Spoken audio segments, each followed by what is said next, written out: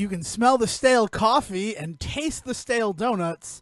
Ladies and gentlemen, my name is Devon, and I am an addict. It has been 3 days since my last Zelda. Welcome to the Detox Report. And welcome to the Say Report. I am your host, Devon Decker. There goes any anonymous. And Siegen sitting over there like, is this really what we're doing? Is Siegen Sarawik. No, you started talking about stale coffee and stale donuts, and I thought you were looking at what I had in my hands for breakfast. I was just like, how does he know? Yeah, I mean, I've got less important reasons why I'm eating like crap today, but talk to us, Devon. What's going on, man? Detox, huh? Detox. Yeah, I have not. This weekend, this whole weekend, I have not touched Zelda because I was playing too much. It was all running together, and it actually began to affect my performance in this little tournament. So Thursday, I tried to play one to like bounce back and realized, no, the problem is they're all blending together. So I need to take a step back, which really kind of sucks because you know what released this past week? It's so cool what released this past week. What was it, Devon? Super Metroid Cross A Link to the Past crossover randomizer. We've kind of been offhandedly talked about it once or twice. It might have even been in the specials. It might not have even been on the show. So remind everybody what that's all about. Dude, that's not even like that. We've never talked about it before. It's like that the co-op thing that we use when we like try to co-op A Link to the Past. Yeah, but instead you get like the abilities from one game and the other, right? Right, but instead of it being in like that co-op environment, it's one player. So what they've added is like you would love it or hate it. I don't know either way. Here's the thing that Siegen does when he plays Zelda, and this is going to be the only Zelda talk. Like by the 7-minute mark, if we're still talking about Zelda, shut it off because we've failed you. So Siegen loves to go to the fucking psychics in A Link to the Past. I don't know why. There's no reason to go to the psychics in that game. Even if it's your first time playing, the like hints you buy for 20 rupees are like, water sometimes hides things. Like, what the fuck does that mean? Yes, water does sometimes hide things. I will say, never mind. Get what you want to get out because I do not want to drag Zelda Minute out longer than it has to. So what it is like, so all of the psychic things are now, because they're useless, are now portals into Super Metroid. As well as like other useless caves are portals into different parts of the Super Metroid map. So you play in Super Metroid and you play in Link to the Past, and the items are spread out between the two worlds. And a finished game is when you beat both Super Metroid and A Link to the Past. Now, not that it needs to have this in any way, but I'm just curious. They haven't tried to create any narrative reason. I mean, even like a thin one, why this is happening, have they? Right now, this is like in super beta. Okay, like, so they haven't even considered going, okay, all right. Yeah, because like the Link to the Past randomizer, it has changed the whole intro thing to be like Ganon moved everything around. Yeah, and like there's some text about why you come back in random. Yeah, there's yes, there's flavor text, as we would call it. Yeah, it's exactly flavor text. But they haven't gotten to that point. The fact that they get the two games to work independently in one ROM now is a huge freaking like accomplishment. And the crossover of the items. Like, it's funny because people are like, oh, how come it doesn't play the you got an item sound in Super Metroid when you get a Zelda item? And it's like, well, because we're not fucking genies. Right? There's only so much a man can do. I will say though, man, like this kind of shit, you're getting into developer territory. To like, I wouldn't be surprised if in a few years you hear about somebody who worked on this having their hand in an actual Nintendo release or something. You know, like this is the same thing that led to a bunch of the Sonic stuff like that's Sonic happened Mania, right now. Yeah. So I mean, like this is awesome. Like I'm so happy to hear that people are out there doing this. Like this is like it's crazy that there are people out there that have dedicated their lives to just working on improving and quote unquote improving this fucking Link to the Past, a game that is conservatively 15 years old now. Like what? It came out in 1991. It just had its 25th anniversary. Jesus. And there are people out there that are still programming it to do new shit, and that's awesome. And that's super cool. Awesome. But yeah, it really is one of those things that like to see like these are two of the greatest games for Super Nintendo. So to have it like you play them alongside each other, it's a cool experience, and I'm looking forward to trying it once I have gotten all the Zelda out of my system. Yeah. And that's the last you're going to hear about Zelda, unless, Sejin, you have exactly 90 minutes if you want to add something about Breath of the Wild. Yeah, just really quickly, it kind of ties into what we were just talking about. Is like for me, narrative hooks are always kind of the big shtick with Zelda. The reason that I like the Zeldas I like are because they just have the better stories, in my opinion. I'm not a huge fan of the story Majora's Mask. The gameplay mechanics are cool, but the story in Ocarina is phenomenal, right? So one of the things that is really awesome to me about Breath of the Wild, and we'll do more on this as I play more, but the way that they kind of introduce some story elements are pretty fucking baller. The best example I've got right now is pretty early on when you have to recover memories. There's a memory that you come across of Princess Zelda from over 100 years ago, and she can't be more than 14 or 15 years old, and she's trying to break into a shrine. And then after that, you are then brought out of the memory and then allowed to go into the shrine yourself. And she couldn't get in because she's not the hero of time or whatever, right? But you get in there, and it turns out that it is not only a combat shrine, but one of the hardest ones in the game. So at 14 or 15, if she had managed to break in, like, of course, the one she was trying to break into was, of course, the one that would have definitely killed her. And Link stops her and convinces her to not. So, like, it's like this weird thing that they don't shine a spotlight on. But if you think about it for 2 seconds, like you go into the shrine and suddenly it's this combat one. If you think back to the cutscene you just watched, it's this amazing like tidbit about their relationship and about why Princess Zelda is like in the position that she's in that story. The way that they drop narrative in this one is so good, which is it's the most connective thing to the rest of the Zelda universe, I think, because we talked last time about how it just doesn't feel like a Zelda game in the ways that it introduces certain new mechanics and the ways that it alters the way that you play and all that. But I think one of the ways that it tries to really hold on to that Zelda-ness is it's got these really interesting story bits that sometimes you only really get from context. You don't really get from anybody expressly telling you. That's one of the reasons why I'm very interested in what their narrative hook is going to be for having Metroid in there. Not because I think that they really need one, but because that's always the funniest bit to me whenever we play the randomizer, is coming across people and they say really bizarre stuff that they now have to say in order to make the randomizer make sense, you know? Not necessary, but Zelda, totally fun. I did not find any fucking memories in Breath of the Wild. I could not be bothered. All right, so now that's it. Welcome to the Detox Report proper. We got that out of the way. I hope you liked our last episode all about video games. I know one person did, and that's Zach from Say Report Jr., who's like, we need to do a video game podcast. So if you want to hear it, let us know, and we'll try to throw something together. And by throw something together, obviously we have a shit ton to say about video games. But if we do something like that, the bonus would be there'd be a lot less video game talk on the Say Report.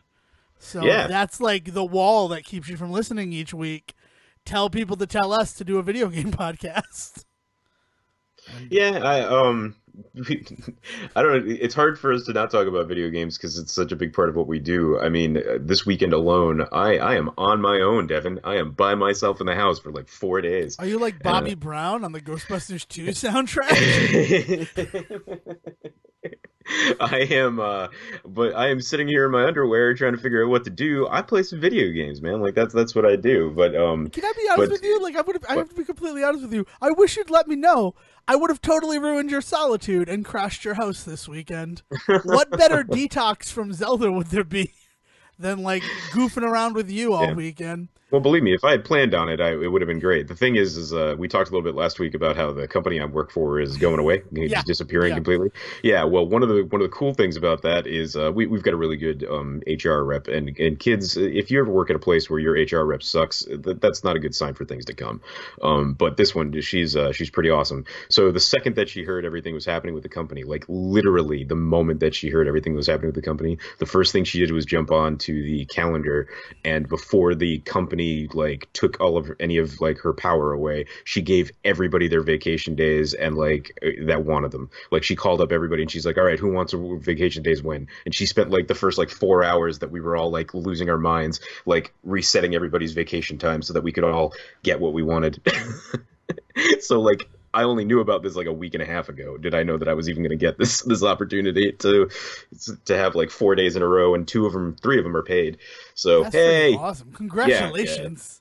yeah. No, I mean like this It's store not a great closings. No, situation, but right, like store closings are silver shit lining. situations, right?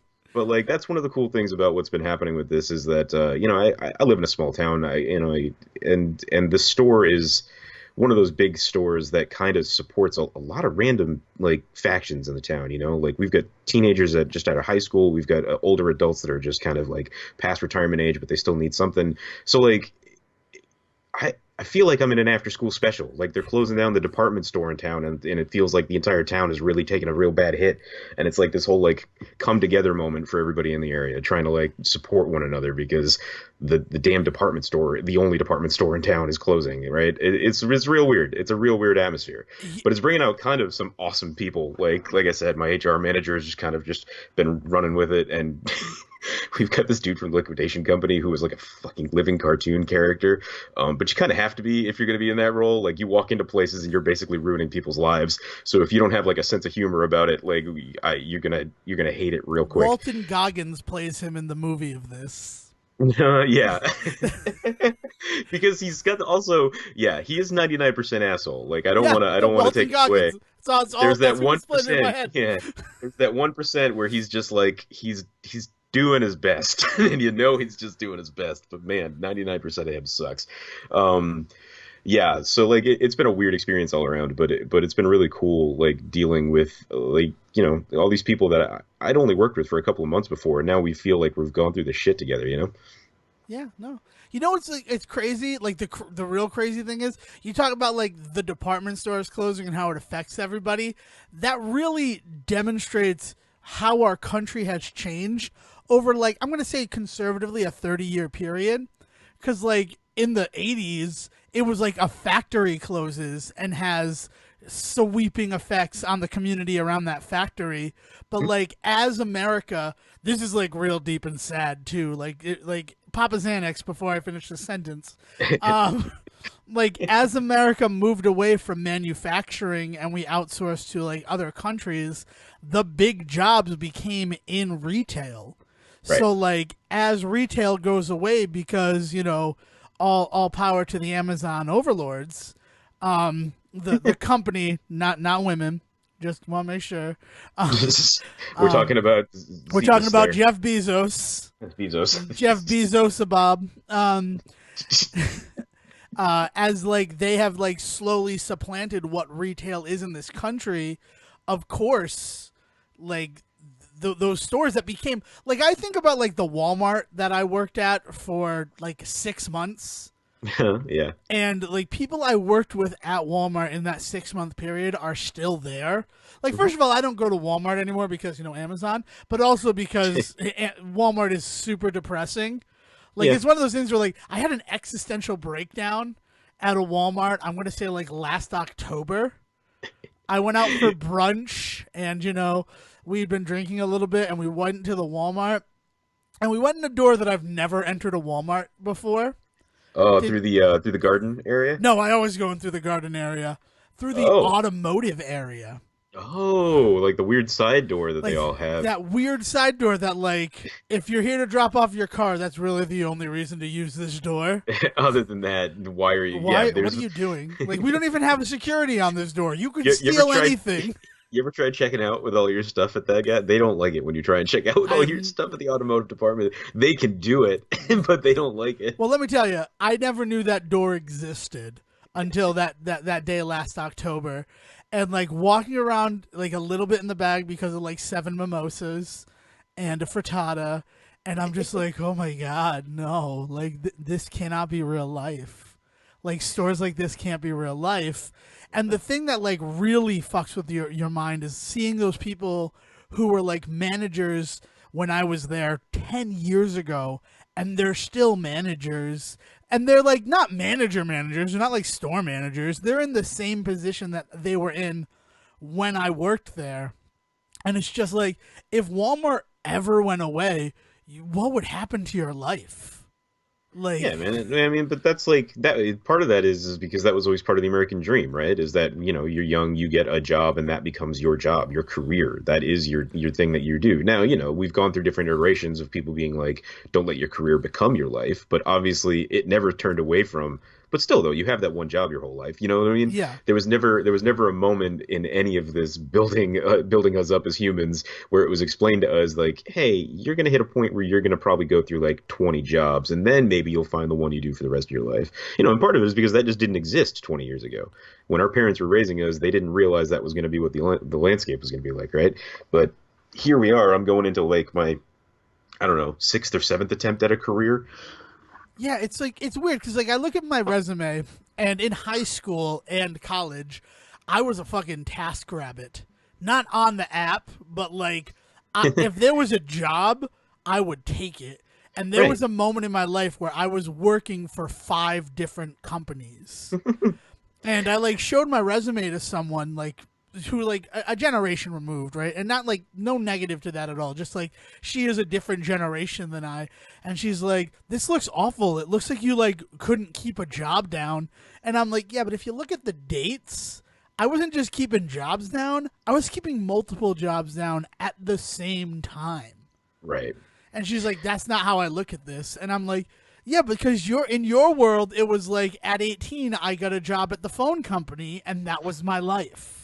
Yeah, but nowadays that's not the way it is, right? Yeah. You get a kid that comes in front of you with an application, and there's a good chance there's going to be 3 or 4 jobs on there in a span of like 3 or 4 years because the way that things work and the way that we kind of have bred kids, and our parents did it to us too, to believe like you should be treated this way at a job. That's another thing that a lot of older people that I work with that don't understand about me and the high schoolers around me, right? Like when we're like, man, this company should not be treating us this way, shouldn't be saying this, and these older people that we work with are just like, well, that's just what they do. They've always acted that way, and it's like that's not an excuse, like for them to behave in the way that they do. So no wonder there's things like so much overturn of hiring and stuff nowadays, because we've also got a generation of kids that just aren't going to put up with that shit anymore. For good or for ill. I know some people out there think it's that they've got no willpower to stay at a job. And, maybe that's some of it. But I think also part of the reason why you have so much of that stuff nowadays is because kids aren't stupid anymore.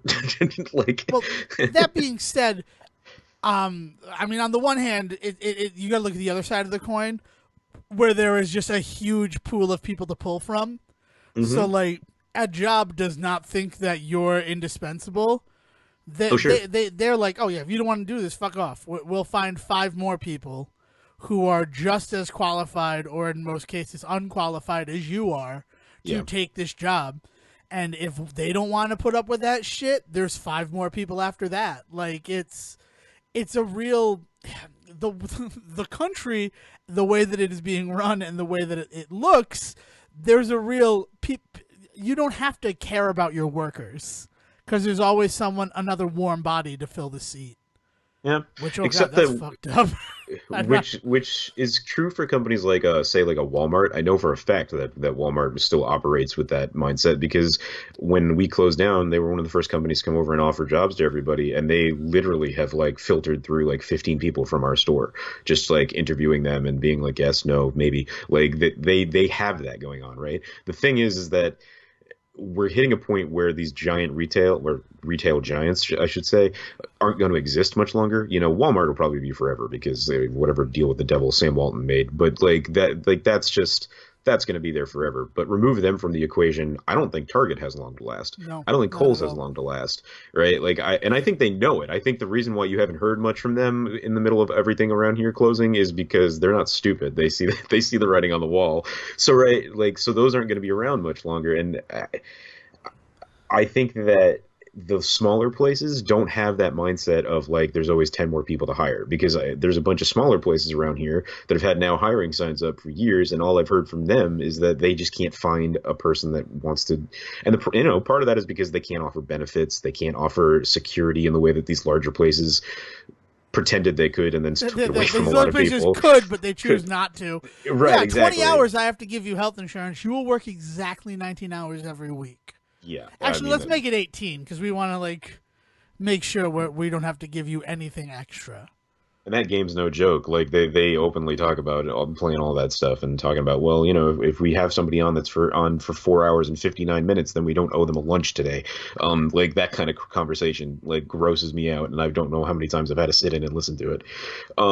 Anyway, retail is a weird, weird, weird, But fickle the beast. other thing that I would like to just put out there is that yes, we do live in a world where I don't have to put up with this, and it's kind of true, right? Because there are jobs out there. In addition to like you not being indispensable as an employee, there are always places that are looking. Like people who say you can't find a job. Yeah, it might not be a great job, but you can find a way to put food in your belly and like pay your rent and stuff. But don't walk away if you're in one of those shit positions without having a plan. Like, Oh yeah. don't be like, I'm quitting this job because my boss was mean to me. Like, that's a hard lesson to learn, and it's a lesson that like you have to learn by like doing it one time and being like, well, that was dumb, because it is always easier to get another job when you're already employed. You look Yeah. more attractive to an employer if you're like, well, they currently have a job. So I know that they work. And even though you hate that job, to them, it is just the fact that, like, this person is dependable enough to have a job right now. I also think there's a little bit of that Bader Meinhof nonsense going on in your brain where for some reason, I don't know why, if for some reason it's just easier to like see the jobs out there, right? To like to like latch on and realize, oh, I just That's gotta send these dudes my resume. That's nothing, that's right? true. Yeah, because if you're like if you're in a shit situation, it is real easy to notice exits. Yeah. So the second that you quit that job, suddenly it's just like, oh, I don't even know where to start looking, right? Right. They used to be raining jobs, and now it's suddenly, yeah. As somebody that's in that position right now, t- I feel like 2 months ago, oh, man, I could have found a new job real easily. Now I'm just like, all right, this isn't the worst, but man, this isn't as easy as it should It's be. not as And easy I, as it would have been. Like, yeah, like because like driving to work, you'd be like, oh, Pizza Hut's hiring. I don't want to work at Pizza Hut, but that's nice that they're hiring. And like you probably still drive by that Pizza Hut with the hiring sign, but like you're so focused on like I need to find a job that like the peripherals that notice that kind of stuff, you have blinders on, right? Appropriate for Kentucky Derby weekend. nice. Yeah, no, it is. It's very strange. It's easier to find a job when you have a job, and I don't know why that is, but I don't know, man. But if there's two things I could say is, yeah, don't stand for no shit from your employer. But Devon's right. Always have an exit plan. yeah, because yeah, that's the stuff. As a person who's left jobs without an exit plan, it's not great to be sitting there like, well, what do I do now? The Yeah. first thing you do, all right, I'm going to put this down, right? Because like I always think about this. The first thing you do when you lose a job, you go to the bar. You, Yeah. like even if, and I'm not saying get soused, right? Call up your friends, call up the people that you have in your life, and be like, "We're going to TGI Fridays." It's actually kind of the perfect time to do it, right? Because at that exact moment, you've been told you're not going to have a job. Who's going to blame you, right? Like that is the moment. It's like when you say I'm taking a nap. Like everybody knows, all right, for the next 40 minutes, that's their time. There's nothing we can do about that. Sorry, it's nap time. Sorry. Oh no, like right? Like so if you're like, "Oh, we're shutting the store down." Well, then I'm going to go get a drink. Everybody there is just going to be like, "Yeah, that's fair, right?" Like Yeah, like it's completely free from responsibility drink is so rare in this world. So like take the opportunity. and not Just take only it. that, but it's like the best ideas in your mind, right, is going to be had at that TGI Fridays at like 4:15 when you're drinking like a dollar fucking Coors Light because Hmm. like you're still in that weird Corona period of like I can't believe that this didn't happen. So it almost triggers like a weird instinct in your mind that like all right, so this is what we can do from here, right? And if you Right. have people there with you to have that discussion, you bounce back far quicker than if you just go home, like you have no incentive to leave your house again. You Right. don't have a job that you have to get up and go to.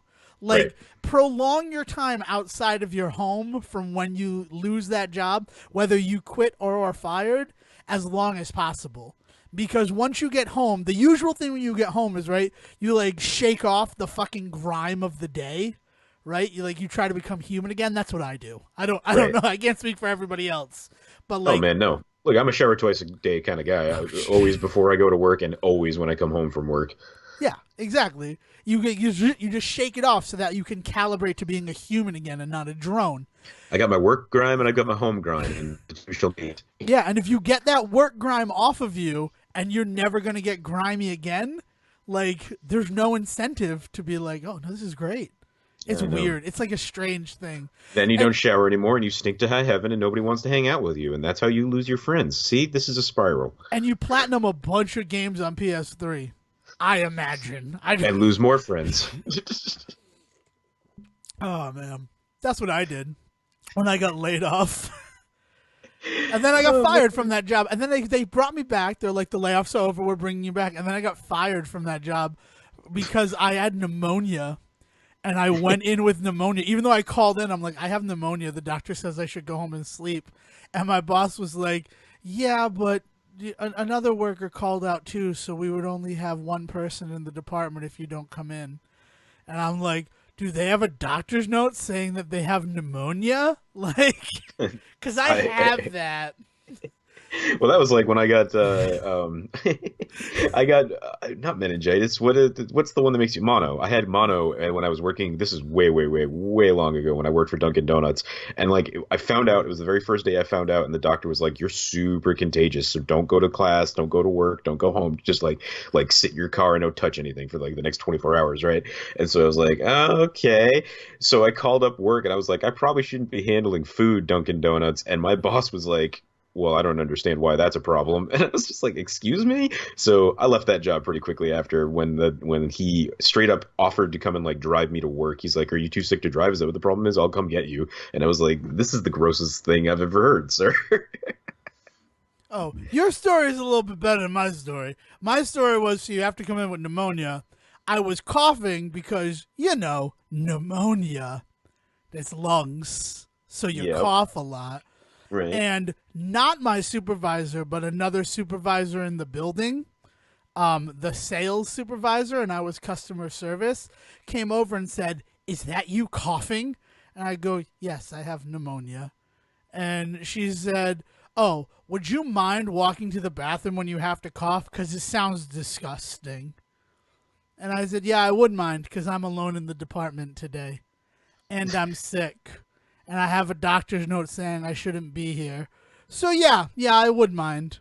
Because it's no picnic for me coughing this way either. I have pneumonia." And she said, "You're dismissed." Okay, it's what I wanted in the first place. That's what I would have just walked out and just been Yeah, like, "What I except I wanted was all fired. along." That dismissal was you're fired. That dismissal was not like you can go home. That was don't come back tomorrow. Because she got so offended that I said, "Yeah, I would mind." You know what exacerbates the coughing? Strenuous activity. Running to the bathroom to cough. Especially like, how are you supposed to predict that? That's like when people get really upset when somebody has the hiccups, or like when somebody sneezes, and it's just like you got to calm down. Like, if I could sense, oh my God, that would be the greatest superpower ever. I think I'm about to sneeze. I need to go into this other room and not be the grossest human in the universe in front of you all. To be fair, Like, there's also a way to react to a sneeze. Like, cover your goddamn mouth. mm-hmm. Don't like sneeze into my mouth. Right. That's gross. Like, you don't have like the forethought that Sejin is talking about where you can leave the room, but you at least have that like second to be like, I have to put my hands in front of my face. Well, we, Turn we my do it head into if elbows possible. now, right? Yes, sir.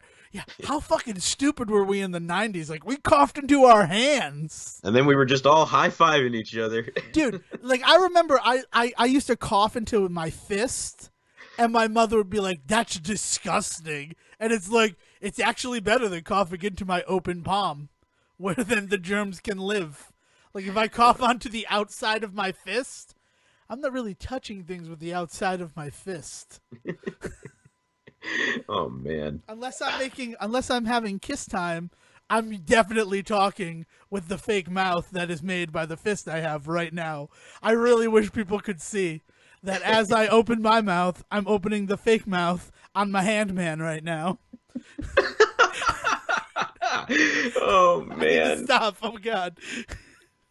this is what days without gaming does to I Devon. gotta He's tell just you though, I feel completely, great. I feel yeah, so fucking good. that's good, Um, man. and it's like, not that it was like becoming an issue or anything like that, but like I haven't really thought about it like at all.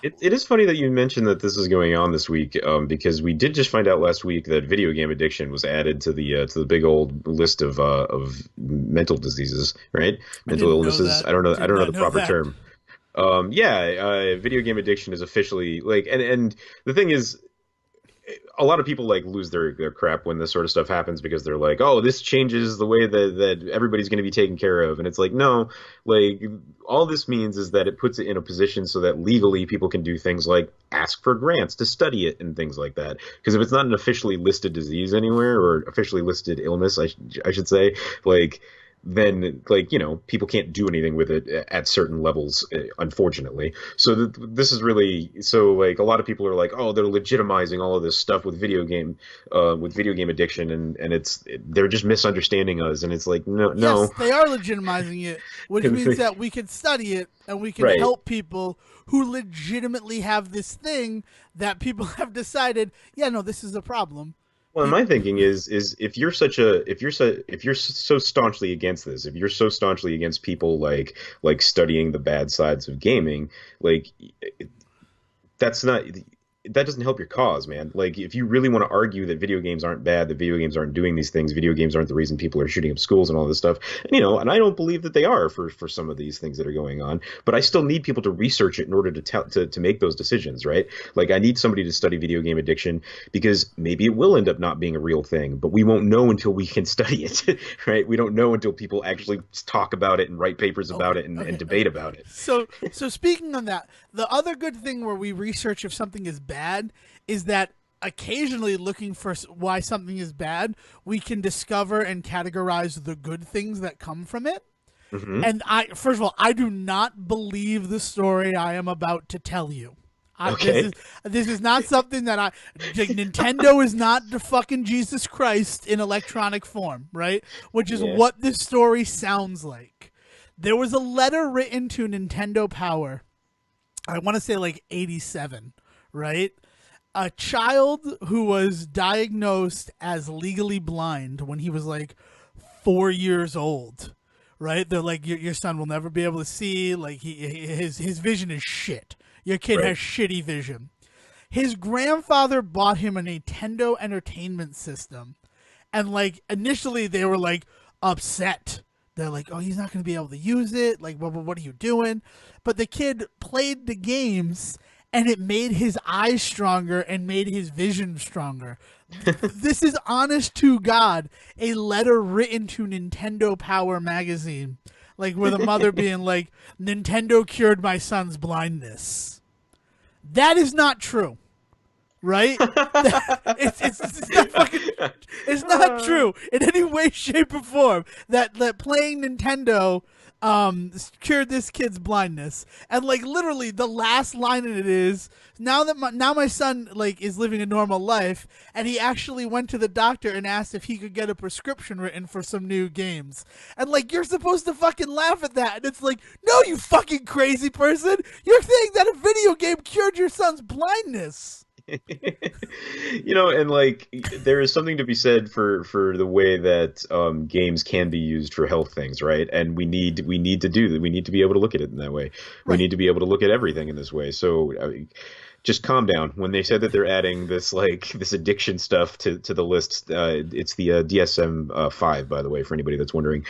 They added it, and hold on, I should get the right phrase on this. Give me two I seconds. would love that. Well, while you're doing that, I'll say like because honestly, saying that like Nintendo cured my blindness, that really like that's very.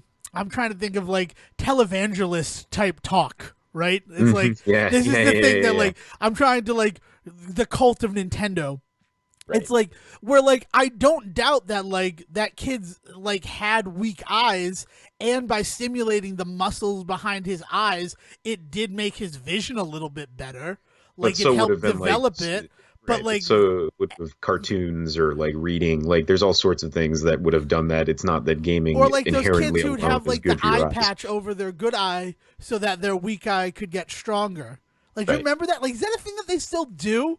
I don't know, man. I nowadays I don't know too many kids that go right for the eye patch. To be entirely honest, there's like, well, because there's so much that they can just fix now. Yeah. Like when they're just like, oh, there's this thing going on. So wear these glasses that have two different lenses for a week. You know what I mean? Like there's all sorts of weird things that they can just fix now that they don't have to rely But on like, I remember your those body kids just like fixing that, and itself. it's like, yeah, no, we'll throw an eye patch over it, and it was always like a flesh colored is wrong, but it was like it like tried to match their skin tone. No, So it was like, what they considered flesh tone then, which would have yeah, been, white person. But but it really wasn't that. Like, it was almost tan. Like, it wasn't yeah, like you. It didn't look like this person was born without an eye. And, like, it's just skin over that eye socket. Like, it was enough so that you would notice. And hmm it's just like, I feel so bad for this poor kid walking around like a fucking pirate because kids are gonna call him a pirate. I yeah. did. No, I didn't. But it's like, Um, yeah, like, Internet gaming disorder, by the way. That's what they've classified it as, but it is from its description just basically being referred to colloquially as video game addiction. But internet gaming disorder. So interesting that there's like a little bit of a focus specifically on probably like mobile games and things like that, things like Candy Crush that are like, and that's actually a good way through the door for this stuff because like that's where it gets really vile. Because like what you're talking about. Nintendo would probably never say, "Hey, buy our Super Nintendo because it cures your eyesight," right? They would never say that. But you start talking a little less creepy than that, and you start talking about like, "Hey, send us money to help you with this game because this game is making you feel good." Like that is what a lot of mobile gaming is based on. Like, "Hey, this chemical reaction in your brain, you really like it? Send us $5 more, and we'll send you a bunch of stuff to help you get it back." And it ends up becoming basically chasing the dragon with like Candy Crush. not that I want to get into the middle of anything else with the Wizard, but watching the Wizard with Dale, there's that whole thing where they're like, we're going to need a lot of quarters, right? And the thought there is that, like, because we're going to be playing in the arcade, like, that doesn't make any sense. I mean, like, they have play choice 10s, right? But with the amount of money they're able to make in the Wizard, like, they make $4,000. It's like, Yeah. we could go down to the fucking store and buy a Nintendo, and then he's playing it the way that he's going to be playing it at the competition. And we don't have to be sitting out in the arcade as there is a man hunting us down for being runaways. Yeah. Like, it's like we have the ability to buy a Nintendo, and and Fred Savage's character had a Nintendo, but this is just that's for a year from now, and I'm very excited about it. All right. We but need but to no, take. but the actual thing is that, like, watching it with Dale, and they get to the scene where, like, those quarters are not just for playing in the arcade, they're for calling the Nintendo hotline to get, like, all the tips and tricks. And she's like, you need to pause the movie. So I pause it, and she just looks at me and she goes, that was a fucking job? Like, those people are in cubicles and they play video games and they help people play video games? And I'm like, yeah, before the internet, that's how people got help in video games. Yeah, you had to call in. It was actually on PC gaming. It was crazy. There were some games set up where the only way to get through was to call in and like call into special numbers and like you would find the phone. I'm trying to remember specifically what adventure game this was, but Monkey you would find Island. the It's where you would Monkey find the Island phone number 2. in the game, Yep. and then you would have to call the number in order to like get the phrase or something like that. Yeah. There was some crazy stuff like that. Yeah. Well, but because they would also then charge you $9 an hour, $9 a phone call for that phone call, right, or something like a crazy like amount of money. But you could call into Nintendo Power. You could call into there were cheat code sites. I think Game Genie like was associated with one that you could call in and ask questions about. Yeah, Game Genie did have an office where you could call in and they would be like, because the cool thing about Game Genie is, like, I think about like mailers and things. hmm When you bought a Game Genie, because I had a Game Genie, I've already talked about how I had to like redeem every Game Genie win I ever had. And Nothing that's wrong with the Game Genie, no, but not when anyway. you're like a kid, right? It's like practicing, and then you still learn the skills. Also, it's something that we as humans really like to do. I mean, at some point after we master a game, we really like to break it and push Oh, it to its dude, and limits. that's the thing. But Like like, that's just we like to do that. Little Nemo the Dream Master is one of those ones where, like, after I got real good at that game, I tried to do low animal runs. Yeah. And the only reason that you need animals in that game is because like you jump like a pixel lower than you need to in order to clear most of the jumps in the game. So I like there's a jump code that gives Nemo like 2 extra pixels to his jump, and I'm like, oh, I'd like to see with this how far I can get through the game, and Yeah. like I did it with like using 3 animal buddies, and I'm like, that's so cool. Like this Yeah. feels cool. Yeah, man. I mean, and like, and I don't mean just for video games too. You Like, mean for I should see everything? like Yeah. everything because like, and it's part of the reason that I love because we do this with board games as well. But it's part of the reason that I love Monopoly as much as I do. Everybody always hates Monopoly because they feel like the game is broken. But to me, that's what it is. Is the idea is that you've learned the basic rules of Monopoly. Everybody knows the basic rules of Monopoly, right? The whole point is to break it, and like that's where things like house rules come into play and all that sort of stuff. And so you play with that game in a pretty much a broken state. And the idea of that game, the whole point of that game, is to become so powerful and so rich that you literally like that's how you win monopolies by breaking it. Which like, all right, so spoilers, or life hack for Monopoly: don't ever buy hotels. Because there's a finite number of the resources, right? And once Right. all of the resources are gone, no one else can build another like house. So like if you are putting 3 houses on all of your properties, or like even going up to 4, right? Because you need to trade them in to build the hotel, you're Right. eating up the house resource pool. So then other people won't be able to buy houses. And if you can't buy houses, you can't eventually get to hotels. Exactly. So like you create a bottleneck on the freaking resources, and like you can't be stopped. And that's how you get the housing crash of 2008. Yes, exactly. I mean, like, to be honest, I saw The Big Short, and I'm like, oh, I know how to win Monopoly now. Margot Robbie explained it to me in a bubble bath. Oh But then man. we were talking about oh yeah, so Game Genie, when you got Game Genie, there was like a, if you want more codes, send us your address with like a $5, and you'll be subscribed for a year.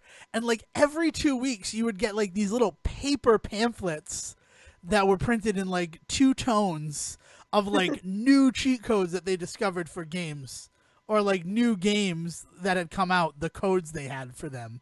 Yeah. And that was the coolest fucking thing in the world to me.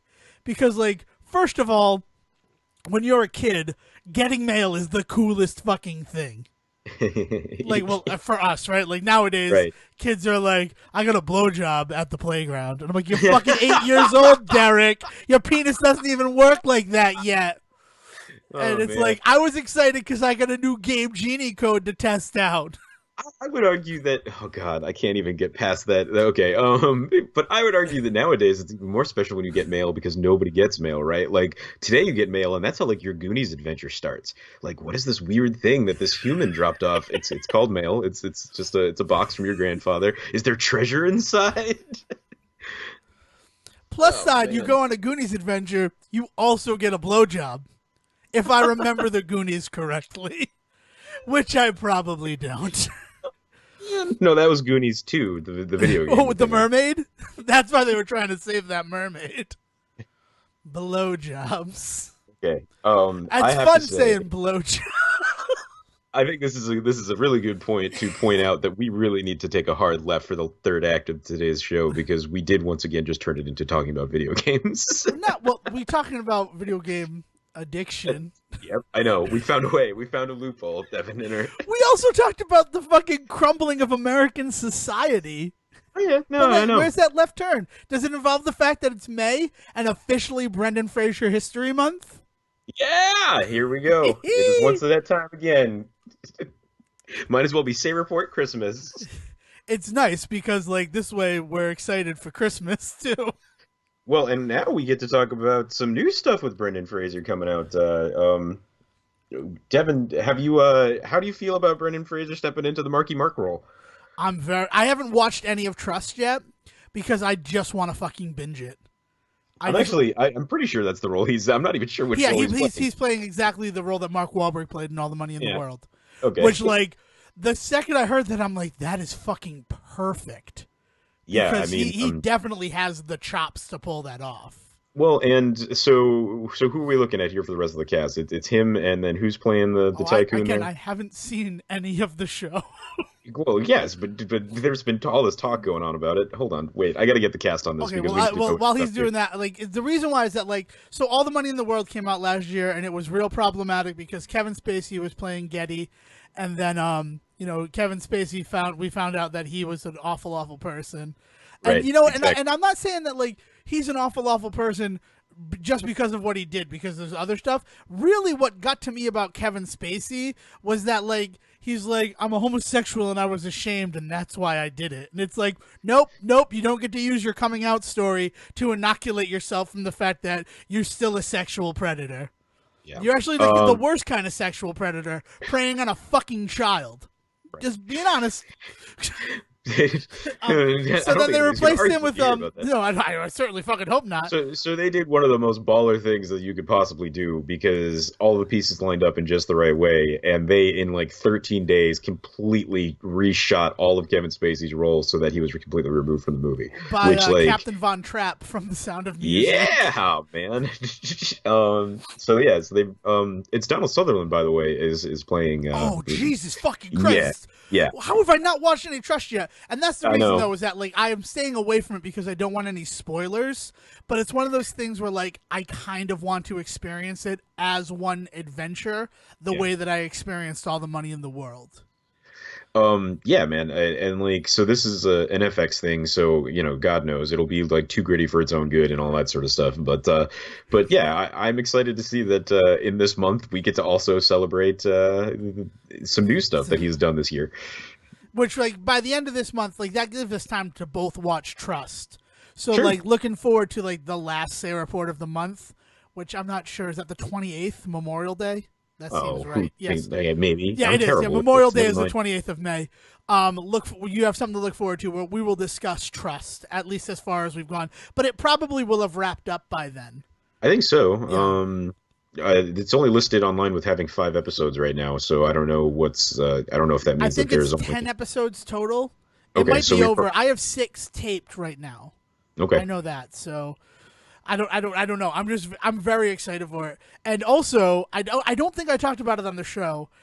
Because I was waiting for this moment, for this very exciting moment about Brendan Fraser History Month. I finally saw Monkey Bone.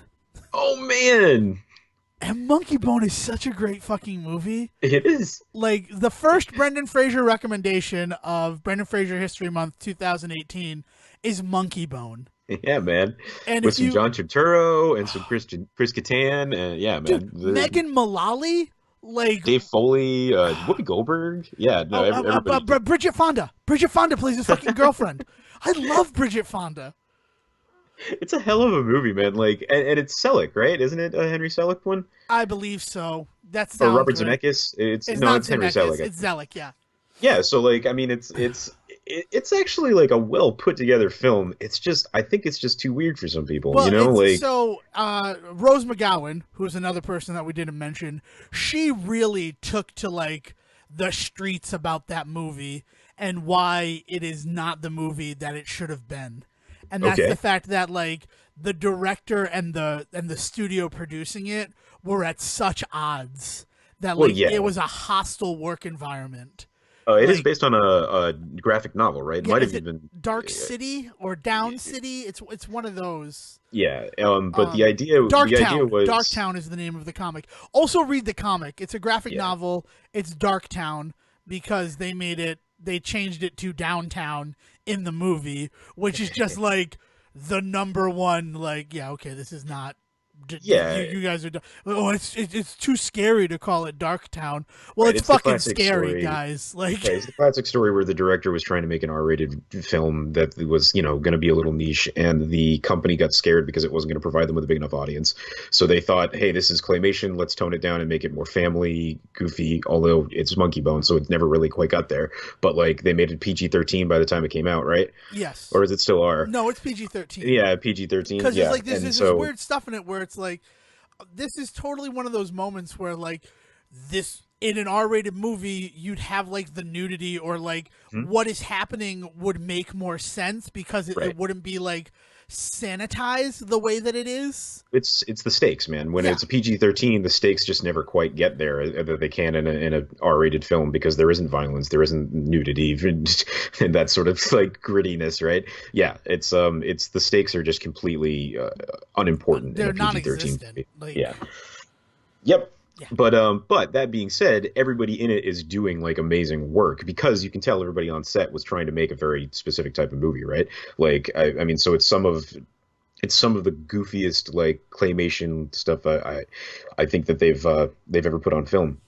Because so much of it has depends on there also being the straight man of Brendan Fraser being it's Who Framed Roger Rabbit with claymation. Like that's the killer, right? And the fact that they couldn't sell it on that is ridiculous. The other really cool thing about the movie is that like twisted minds entertain people in the world of Darktown. So there's that scene where he's in jail with like Poe and Stephen King because their creations were sent out into the world so that they could live forever in that weird limbo of Darktown, Right. creating nightmares for people to enjoy as their entertainment. Like the world that they build in Monkey Bone is so fucking crazy. It's cool. Like- It's cool. like, I mean, even like in the there's a movie little bit of version. everything. There's a little bit of Beetlejuice in there. Yeah, there's a little bit of Who Framed Roger Rabbit. There's a good healthy dose of just weird dark humor that we just don't get enough anymore. So like, yeah, it's a great little movie to just kind of dive into. Yeah, and it's quick too because it's like because they didn't have a lot of faith in it, they kept it to like 90 minutes. And I'm not saying that like a movie like that, but it's like it's one of those things where like if you're feeling like this is not for me, just fight through it because it gets better. Like as soon as they introduce like Whoopi Goldberg and Thomas Hayden Church, Yeah. I forgot his little sidekick buddy there. and the Yeah. devil is like a guy who's big now. It's not Totoro. He does have a role. He's the Monkey Bone. Yeah. It's he was Mr. Glass in Once Upon a Time. I can't think of the actor's Robert name. Carlyle. Not Robert Carlyle. That's because he's Rumpelstiltskin. He Oh, was the shit. mirror. Mr. Glass is He's different. Breaking Bad. He was in Breaking Bad. Oh yeah. He He was was, he was the big bad on Breaking Bad for the last couple of Pierce's seasons. right? brother in Community. I can't think of his name. The way I would look for him right now if I That were tippy you tapping you hear is is you looking. Look up Maze Runner: The Death Cure, nice. and he is the guy. He's like the only adult who will show up in the first 10 names. I'm just bringing up Monkey Bone because Oh, bring up Monkey I Bone and just look who played I just Lucifer. want, Because and like the whole thing about like his girlfriend played by Bridget Fonda, who I'm a huge Bridget Fonda fan, working at like the sleep center and the nightmare juice. Like God, there's so much depth to that film. Oh, it's Giancarlo Esposito. Giancarlo Esposito, which is not a name I was going to pull from the air. No. I'm sorry, Giancarlo Esposito and Ricardo Montalban. You are great actors, but your names are names that like are just out of reach of my mindscape when I'm excited. But there's so many great little side characters in there. Bob Odenkirk is in there. Dave Foley, I was saying earlier. Like there's just so many good little.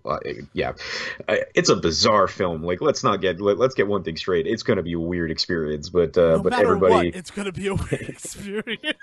yeah. Yeah, Bob Odenkirk plays the doctor chasing Chris Kattan. Huh? Yes, Chris Kattan, who's pulling organs out of himself to use in battle. Oh God, it's so good. It's such a good fucking movie. And we haven't even talked about him in it. Like, I mean, the thing is like it is his movie. Like he owns it, and he gets to play two completely different characters in it. Because for the second half, at least the third act of that movie, he is completely different because he's possessed, right? Like he becomes so. Monkey Bone takes over his body, and you go from like Brendan Fraser, Spoilers. who's like, it's not spoilers. We already said that it happened. I mean, like, okay, so but that's shown in the trailers too. Yes, like, I know. this is one of those movies where like we don't want anybody to see this. We're giving everything away in the trailer. Yeah. But yeah, so he does that. So like in the beginning, he's like super introverted and like almost afraid of the success that his character has. And then you have Monkey Bone take over the body, and he's doing all sorts of physical stuff, climbing around, trying to mount Bridget Fonda, masturbating to Discovery Channel. Yeah, Like, it is. it's great. Yeah. It's freaking great. And I think that that's one of the things that like people don't give Brendan Fraser enough credit for is the way that he actually does a lot of really character style acting, like character acting style acting, but then he plays like leading men. It's really weird because I'm also thinking of I mean Georgia the Jungle is a perfect example of that. But the other one that I'm thinking of is Blast from the Past. Like Blast it from the really Past is is a one of my character. favorite fucking Brendan Fraser movies. Well, right, and the way that he like really plays that character, like I mean, he gets into the whole idea that he has not been above ground for 40 years or whatever it is, right? 30 years. Like it's a hell of a it's a hell of a turn for him. And Monkey Bone is no different. Like he puts a lot of work into a dumb Were movie. they I love both it. 99? Like, Oh did God. Blast from the Past and Monkey Bone come out in the same year? No, Monkey Bone is a couple years later. All right, Monkey cool. Bone, yeah. 2001, I'm guessing. Yeah. Yeah. Yeah, it's just, and that's it, and that's what we're here for, right? Like Brendan Fraser, his stock is rising right now, and that's fucking great. But we will always be here at the Say Report to remember and support and keep alive Brendan Fraser every May with Brendan Fraser History Month. So look forward to more of that. Do you have anything else to add, Sejan? No, man. I just looking for a job, hanging out, playing Breath of the Wild. Probably gonna watch Monkey Sejan, looking Bone. for a job. That's my life right now. So yeah, so if you have a job for Sejan, you can get him on Twitter at Siege versus the World. Or you can get Devon and talk to him about his video game problems at Devon D Decker. But until next time, let's throw it over to Will for something completely different. Thank you for listening to the Say Report with your host Devon Decker and Stephen Selwick. Please follow the guys on Twitter and Facebook by searching for The Say Report, and you can always subscribe on your podcast channel so this is delivered straight to you and you can enjoy it every week. With apologies to your mother, we'll see you next time.